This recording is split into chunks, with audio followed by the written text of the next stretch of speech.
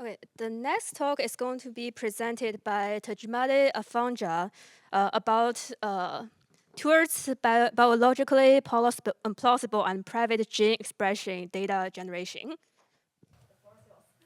Thank you for the introduction. Hi, everyone. My name is Tejumade Afonja. I'm a doctoral researcher at CISPA, which is an Helmut Center for Information Security. Today, I present our work titled Towards Biologically Plausible and Private Gene Expression Data Generation. This is a joint work of CISPA and the German Center for Neurodegenerative Diseases. So our gene determine all sorts of things about us, as motivated also by the previous speaker, which also includes our predisposition to many diseases. So understanding our genomic information can help us better understand how changes in the cell happen, what causes them, how can it be prevented or manipulated. However, this vast amount of data is usually not easily accessible, which may be due to ethical, legal, or privacy concerns. And some work has even shown that anonymized data can sometimes be re-identified when combined with other data sources, as demonstrated by Homer et al. In 2008. So the question is that how can we make genomic data publicly and responsibly accessible? And so this will leverage synthetic data. So for our purpose, we define synthetic data as data that shares the same statistical property as the real data, and therefore can be used as a replacement for the real data.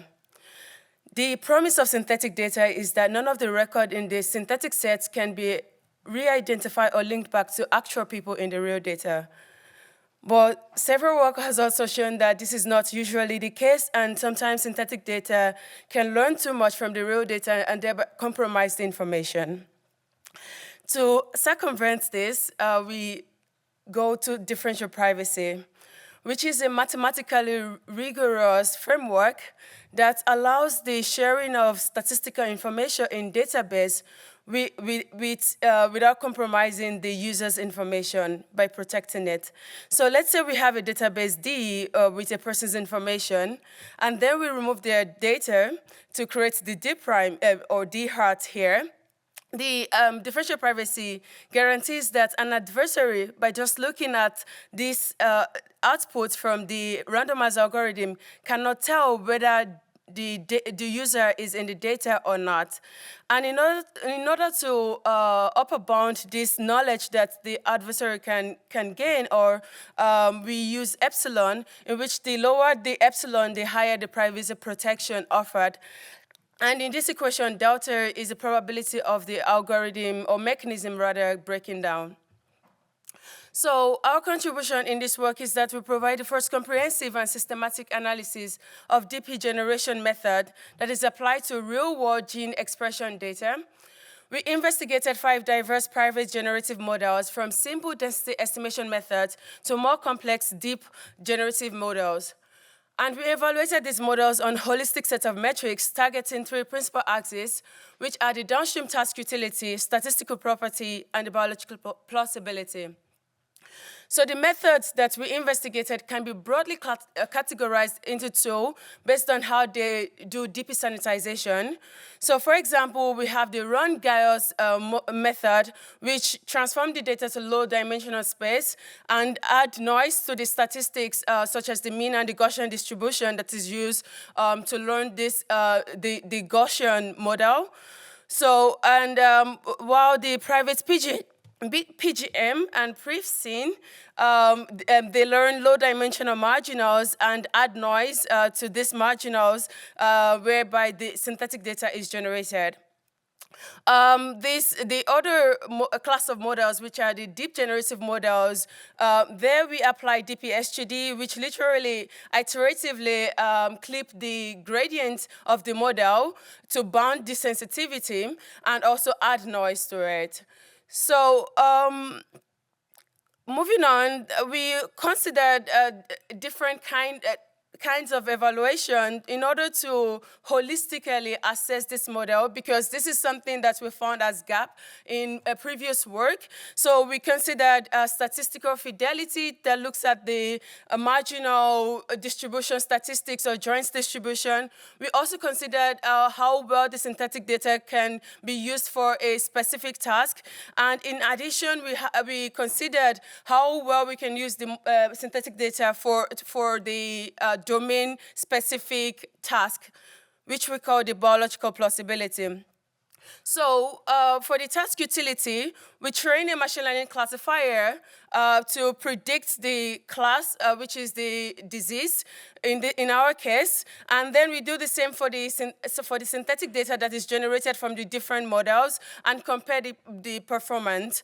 While the statistical fidelity, we looked at the histogram intersection overlap score between the synthetic data and the real data across all of the columns and average this. While these two metrics are popular in literatures, we also included two different metrics that were inspired by our biological partners, which are the differential expression metric and the co-expression. For differential expression, we compare gene expression level between the real and synthetic data under different conditions. So this is, the idea here is that genes are expressed based on different conditions, and if these conditions that are respected in the real data are also respected in the synthetic data, then we know that we've generated good synthetic data. So while co-expression looks at groups that perform the same function in the real data and try and ensure that it also exists in the synthetic data. So the data set that we consider for our work is the acute myeloid leukemia, which is a bulk RNA sequence transcriptome data set, where each row represents a biological specimen that is obtained from a patient, and each column indicates the average gene expression level from population of cells. And the task here is to predict 5 disease classes of leukemia. Moving on to results, for the task utility, we investigated different privacy budgets ranging from relatively high privacy regime, epsilon equals to 5, to low privacy regime, epsilon equals to 100. And we also do a comparison with a non-private model in which for pre-seen Run-Gaius and private PGM, it means we just set the noise value to 0, while for VAE and GAN, we train without the PHGD. And we show here the real data reference to show us the upper bound of what is achievable. The takeaway from this machine learning utility is that most of the models can achieve relatively good utility, even at a high privacy, even at low privacy regime. What am I saying? Even at high privacy regime, which is epsilon equals to 5, while moving to like the histogram intersection metric that targets the marginal distribution, we find that for VA, for example, we're able to achieve a very high score, which is almost close to what is achievable in the real data. But as we move to the high privacy regime, we see a very huge gap, which signifies here that most of the data set that is generated here, it does not have high fidelity. And what is surprising here is that some of the models, such as the Run-Gaius and GAN, shows a negative result here, which we conjecture that this is probably due to they're not able to learn the distribution of the data very well due to the uniqueness of our data size.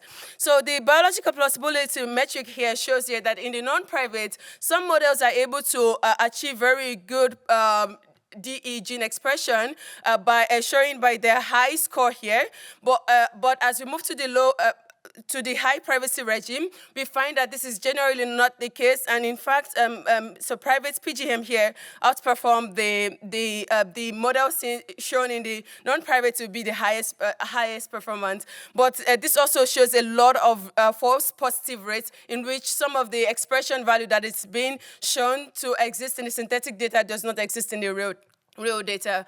Well, the co-expression here, and the VAE has the best performance in non-DP setting, but in the DP setting, the co-expression values degrade, and also shows a lot of false co-expression. This is probably much more visible looking at the GAN model and the Ron-Gauss model, where they don't they're not able to generate good co-expression, but they also give incorrect co-expression.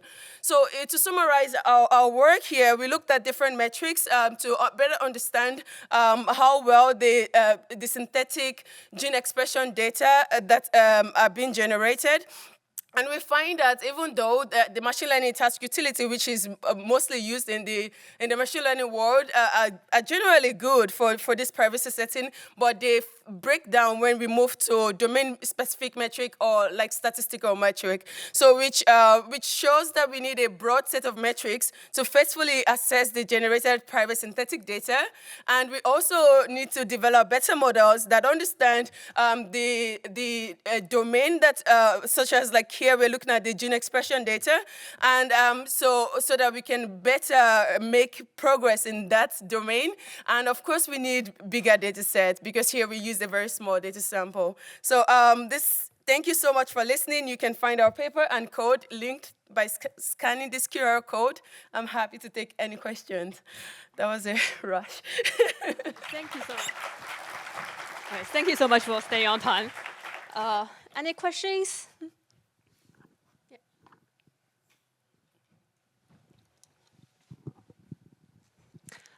Thanks for the presentation. I have a question. Do you think that this new AI advanced model, like large language models, can address these challenges that you mentioned? Okay. Which of the challenges, so that I can know how to answer your question? There are plenty of challenges. Yeah, like the challenges that you mentioned are related to this deep learning model, like GAN and variational autoencoders, and this, yeah. So this is a good question because we have an ongoing work looking at large language model for synthetic data generation, applying DP. But I can say that it's non-trivial. It's very difficult to fine-tune, for example, LLM for this task. And but how we see this maybe potentially used is that if we can leverage the information, right, compressing these LLMs, but it also means that they have to encode this biological knowledge, which maybe because the data set is not readily available, maybe they don't have access to it. So it's like a chicken and egg problem, but we are still evaluating these models also, and they seem to have generally good performance, but I wouldn't say that they can solve the problem out of the box. I think we still need to look at the domain, redesign the models to fit into this domain that we care about, and this specific data set is quite challenging in its own way, and so yeah. I hope that answered your questions, but happy to talk about this a bit more because I have done research in that.